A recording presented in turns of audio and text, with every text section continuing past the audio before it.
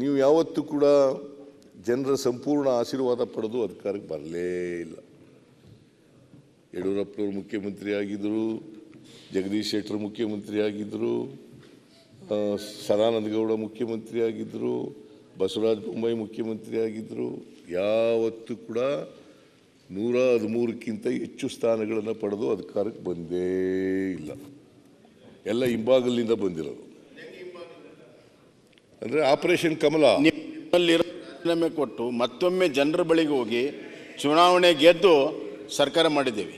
ಇಲ್ಲ, ಎಲೆಕ್ಷನ್ಗಿಂತ ಮುಂಚಿತವಾಗಿ ಸರ್ಕಾರ ಮಾಡಿಬಿಟ್ರಿ. ಅಲ್ಲ, ಎಲೆಕ್ಷನ್ ನಂತರ ರಾಜೀನಾಮೆ ಕೊಟ್ಟು ಮತ್ತೆ ಜನರ ಬಳಿಗೆ ಹೋಗಿದೆ. ಯಾರು ರಾಜೀನಾಮೆ ಕೊಡಿಸ್ತವ್ರು? ಹೆಂಗೆ ಹಿಂಬಾಗಲಾಗುತ್ತೆ? ಯಾರು ರಾಜೀನಾಮೆ ಕೊಡಿಸ್ತವ್ರು? ಬೊಂಬಾಯಿಗೆ ತಗೊಂಡೋಗಿ ಇಟ್ಟಿದವ್ರು ಯಾರು? ಅಲ್ಲ, ನಿಮ್ಮವ್ರು ಬಂದ್ರಲ್ಲ. ಬೊಂಬಾಯಿಗೆ ತಗೊಂಡೋಗಿ ಇಟ್ಟಿದವ್ರು ಯಾರು? ಅದ್ರಿ ನೀವೇ ಅಲ್ವಾ? ಅಲ್ಲ, ನಿಮ್ಮವರೇ ತಯಾರಾಗಿದ್ರು. ನಾವೇನು ಆಯ್ತಪ್ಪ.